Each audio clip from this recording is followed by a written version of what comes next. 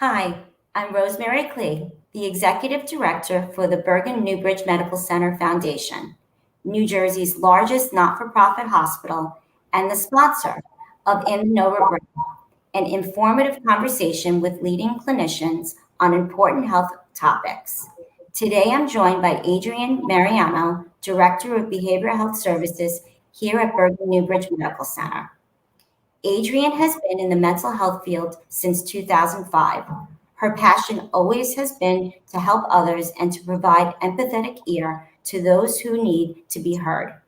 Adrienne graduated from Montclair State University in 2005 with a major in psychology and a minor in criminal justice. She then went to John Jay College of Criminal Justice in 2009 and studied forensics mental health counseling for her master's program. After this, Adrienne worked at Tully House in Newark as a counselor, helping rehabilitate men transitioning from prison to the halfway house and preparing them to release. She developed new programming such as Poetry Club, which was creative outlet for the inmates. Adrienne has worked in Bergen County since 2012 and has worked in different capacities at Bergen Newbridge Medical Center. She started as an intake specialist in the Access Center, then became the Access Center manager, and is now the Director of Behavioral Health Services. In this role, Adrienne has embraced working with patients and advocating for placement options that were not available to the county hospital, such as group homes. Every person on the autism spectrum is unique, with different strengths and needs and different ages. The most striking feature of autism is the social disconnection. People with autism may appear neither to be interested nor able to read the social world. In many cases, individuals with autism are blind to the give and take of human interaction. Understanding this will help us create an inclusive environment. Inclusion is about offering the same activities to everyone while providing support and services to accommodate people's differences. Inclusive organization actively reaching out to people with disabilities and seek to understand and appreciate their differences while fostering a sense of belonging. Today, we will discuss autism and how we can, as a society, mainstream the different abilities of every person. Good morning, Adrienne. How are you? Good morning. I'm good. Thank you so much for having me on. I'm really excited to talk about this subject. I think that inclusion is something that we all need to talk about. Absolutely. And what a perfect day for it, as it's Autistic Pride Day. And there's so much to be prideful for because Yes. we have so much to offer, as every person has amazing abilities to give to this wonderful world. So let's start the conversation with, can you share with us what autism is and the signs and behavior? What are some of the signs and behaviors one may notice early on in a child? Sure. So I'll go into what autism is, and then we can definitely talk about what the early signs are during childhood, because that's definitely important. Early intervention services are important for people on the spectrum to get services early. So autism is a diagnosis that typically appears during early childhood. It can impact a person's social skills, communication, like you mentioned, relationships, and self-regulation and mood. So it's considered a spectrum diagnosis. People have talked about Asperger's syndrome. That's no longer acceptable in the DSM-5. So it is a spectrum because different people have varying symptoms and it affects everyone differently. So there's no single cause of autism known right now, but there's signs and symptoms that can be detected.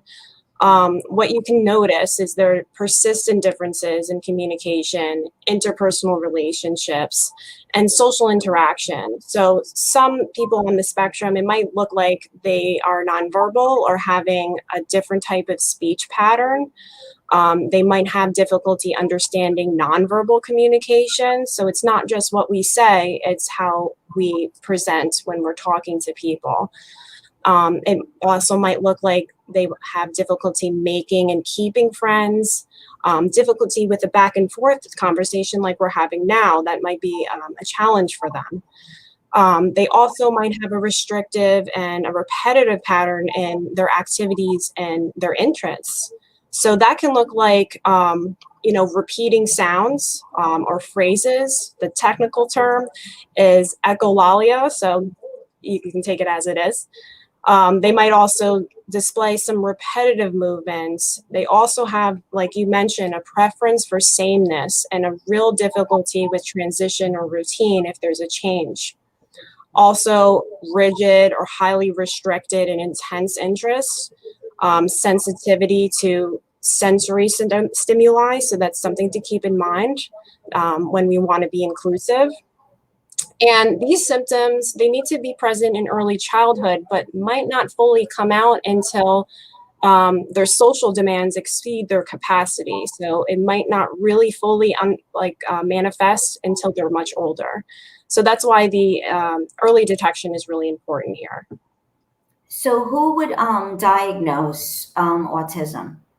There's no one accepted test, but you can work with a pediatrician as early as 18 months to test them if you are seeing any of these signs and symptoms.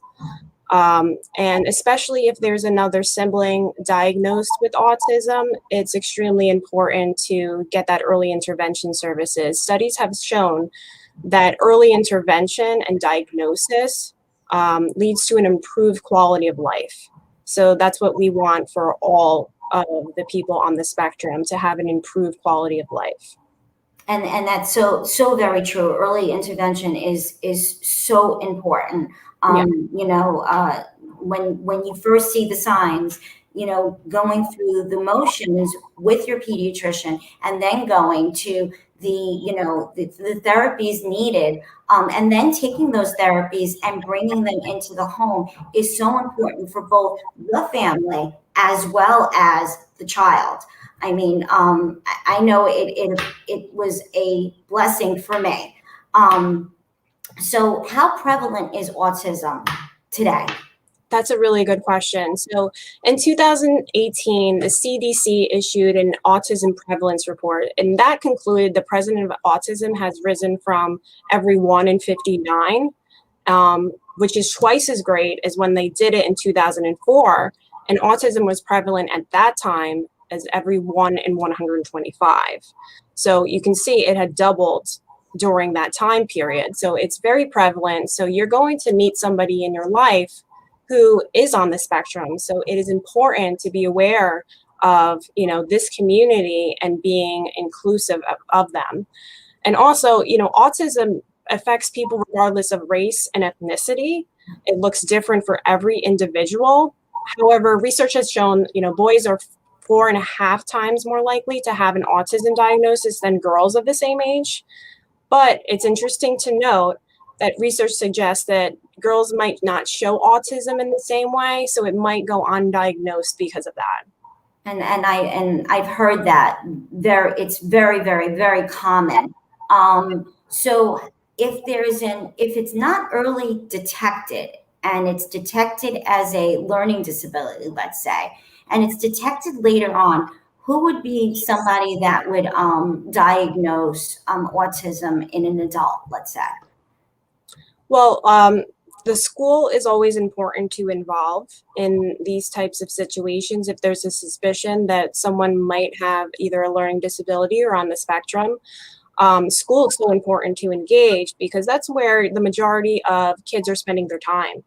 So getting the school system involved, learning the laws, being a self-advocate is super important because you want to provide any type of services you can early as possible. So if you're, graduating high school or you're going into the adult period of transition, it's important to engage that school system early on. So you can develop an individualized education plan where they can provide support to the individual within the community and in the school. So those basic skills can transition from school to home and community.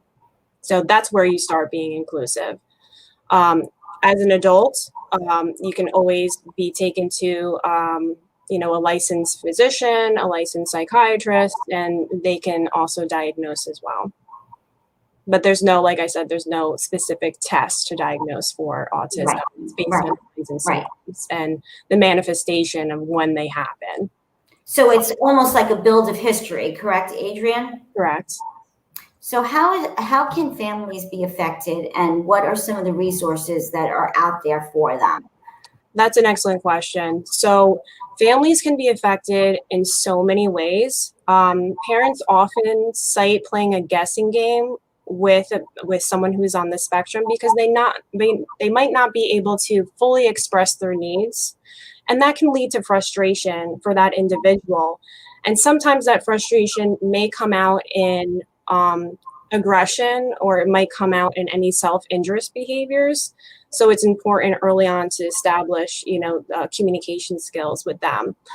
Also, families might struggle with getting their child to sleep throughout the night, or eating with the family certain foods because they might have an intense focus on the change. So, shifting the family as a whole to the person on the spectrum is something that families do struggle with. And also siblings.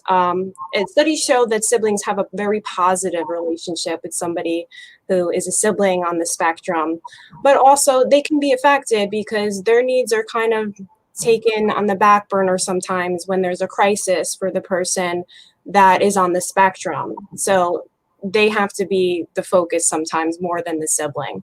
But generally speaking, they have very positive relationships with them. Resources, Autism Course through Autism Society, they're available for phone calls and emails all the time for families in need. If you wanted to call, you can always call to speak with an information and referral specialist. And the number there is 800-3-AUTISM. You can call anytime. And they can provide you resources, education, advocacy. They can help you with any legal issues that might be going on, and they can fully educate you on what you can do and what the laws are if you're having trouble finding resources, or things are being denied of your child. So that's something to consider if you wanted to outreach them. And I'm sure there's support groups in the area also, correct? Yeah, so parents and caregivers of those on the spectrum, there's an affiliate network for every state. So ours happens to be in Mount Laurel, New Jersey, but you can access them, because everything's virtual right now, most of the time. So you can access them virtually. There's also support groups with a lot of different organizations. So for example, just to name a few, there's Autism New Jersey, the ARC of New Jersey, Autism Family Services, Easter Seals. They also have different options for independent living, as well as group homes, if that's something that someone needs. And one of my favorites is Parents of Autistic Children. So you can get tips and guidance for people that are going through similar situations, that have somebody in their family that is on the spectrum. So let's talk a little bit about early on. You talked about early intervention. We talked we're talking about the school years, right? And, like you had mentioned, predominantly your child is in school and they're learning, academics. But what are some of the tools that we can implement in the household? Language, de-escalation of crisis, communication. We talk about mainstreaming the autistic child into our world, but we never talk about mainstreaming ourselves in theirs. Yeah. We're always like trying to put the round peg into the square hole, or vice versa, but we never look at it from their perspective. How can we Take a step back and use some language and give them some tools to handle situations differently. Yes. So that's a great question too. So de-escalation might be something that families deal with because we had touched upon, if someone can't properly express what's going on because they don't have the capability, it can lead to frustration, aggression, self-injurious behaviors. It might not be on purpose, but that might be something that's going on. So we actually teach de-escalation at the hospital for our employees. So a lot of those tactics really do work. So if you're talking to somebody who's in crisis, being empathetic, giving them time to try to express what's going on is super important.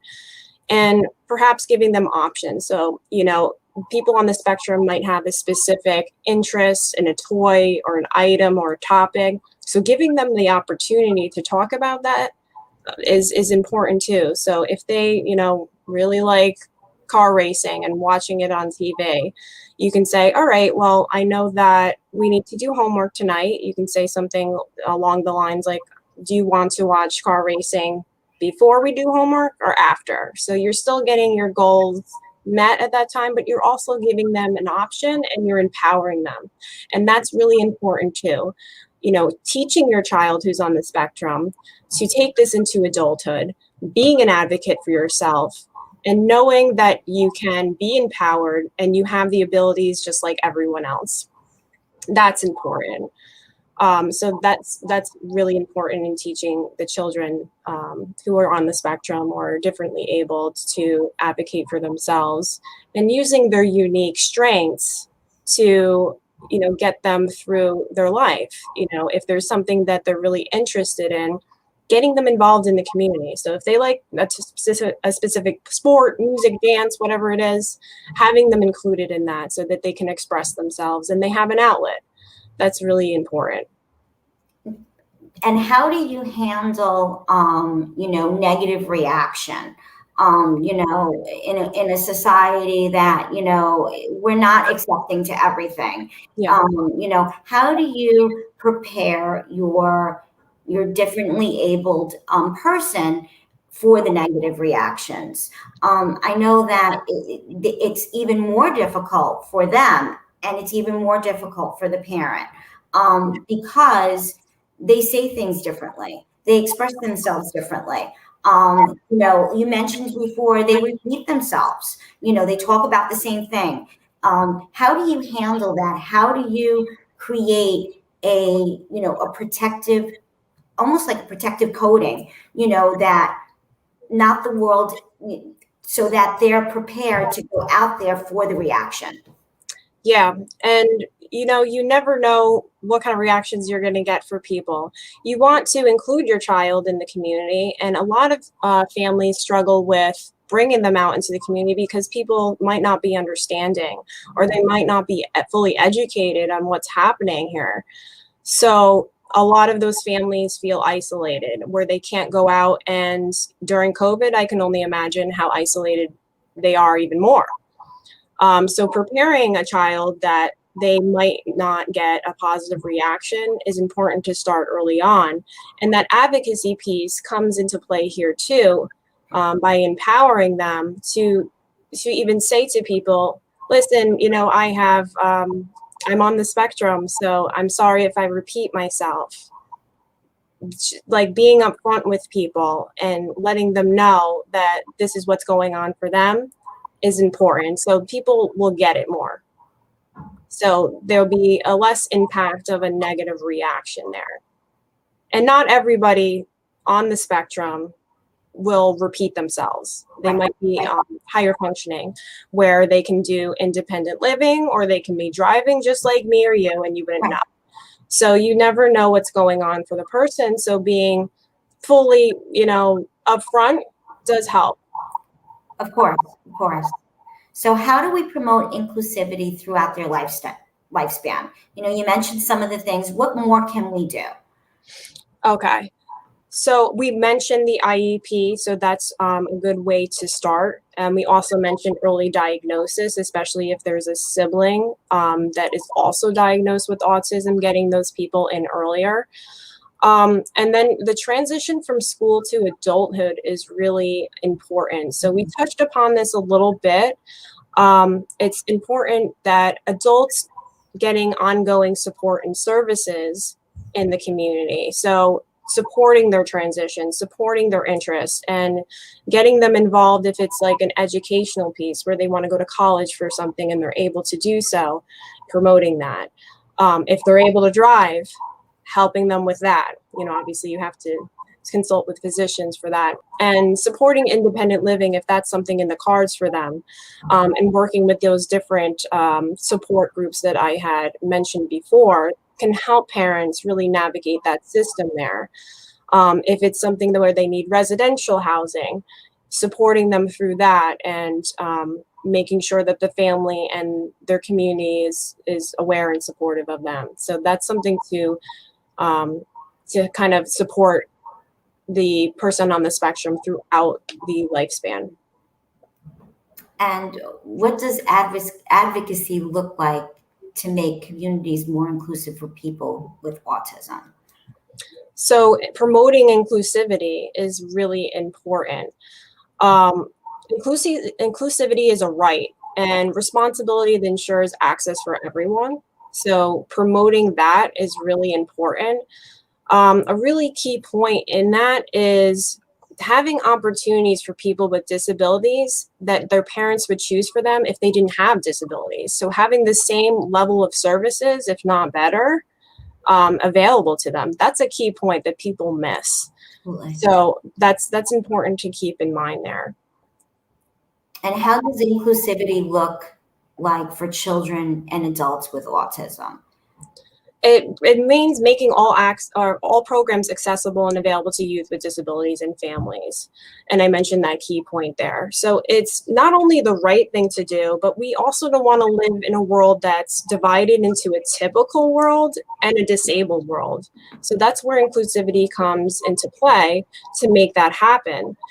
And people with autism will participate in programs in the community with siblings or friends and neighbors, and they'll be able to use them as role models. So they'll help them through that lifespan to be supportive, and they'll get social skills, communication. They, will be able to build on relationships because they have a role model. And then also those children that, are not part of the spectrum, they'll be exposed to those people. They'll be able to learn empathy by working with them, and they'll be exposed to diversity. So that's what we want to promote, so we have the education piece here. They'll also be comfortable interacting with people with disabilities, and they'll also see that these people have unique strengths. So they're not, someone to just look over. They can possibly be friends. So that relationship building, the communication skills, it's important to have those models out there for people on the spectrum to really see. And I just wanted to mention a few good examples of community inclusion. I got this off of the Autism Society website, and I thought this was really great. And they had developed the Autism Friendly Business Challenge in 2016. And I really wanted to share this with the audience here. They promoted a nationwide program which authenticates and encourages businesses to serve clients in a positive and autism-friendly manner. So to be autism-friendly is to create an atmosphere that's welcoming to those diagnosed with autism and on the spectrum. And many businesses were able to create this environment by taking into account sensory issues such as lighting, crowds, and noise. So some examples I pulled from that, are businesses that we're aware of already. So AMC, the theaters, everybody goes to the movies. People are going to the movies more often now. Each month, AMC provides multiple movie showings where the movie experience is sensory friendly, and they adjust their sound levels because we know all the sound is blaring all the time. So bring it down a bit. and they leave the lights on at a higher level. So they're taking into account those sensory issues. And this was nationwide. So different franchises with AMC actually had to add more showings because a lot of people really liked it and were taking advantage of it because it was a reprieve for the family and the person on the spectrum.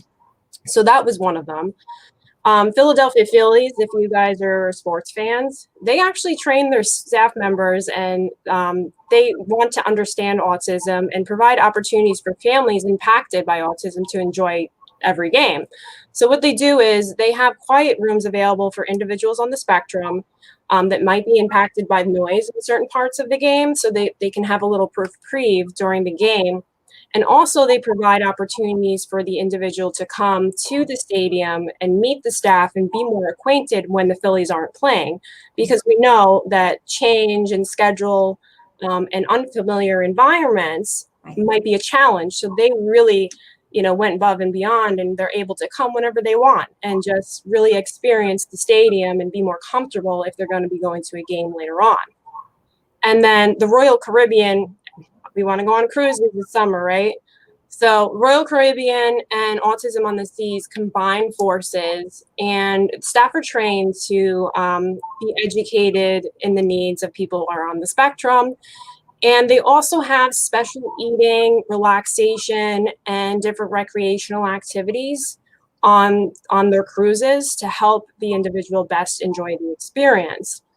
So when they're part of this autism-friendly business challenge, if the business had requested or submitted to be part of this model, they have to commit to training the staff to be inclusive and respond to any concerns that a community patron might have if they visit their business and something, wasn't good. So they work with the Autism Society to correct any of those issues if that's what's going on.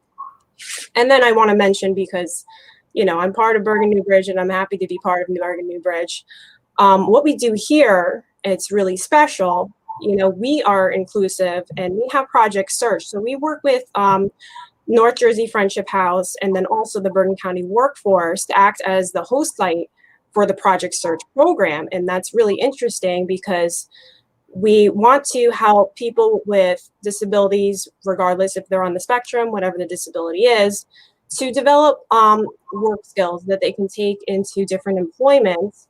And we take people with high school diploma or a GED, and they're from ages 18 to 30, and we teach them skills in the medical center that they can take with them, and we support, their different strengths, and we help develop skills for them. So I'm really happy and proud that we're able to be inclusive in this community.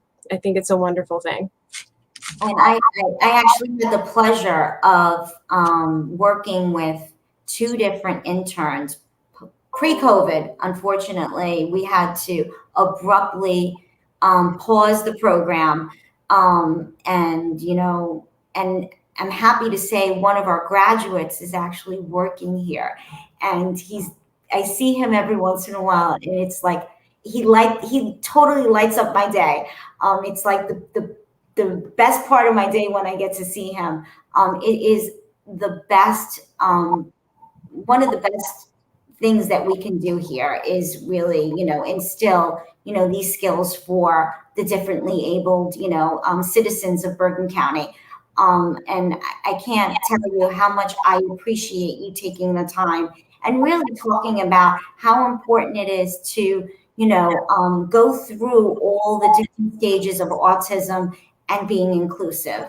I really would love to continue this conversation, and we will, Adrienne, like I had mentioned pre-show, that I think it's important that, parents, and caregivers and the community really, understand autism and differently abled citizens of Bergen County and all the beautiful things that they have to offer.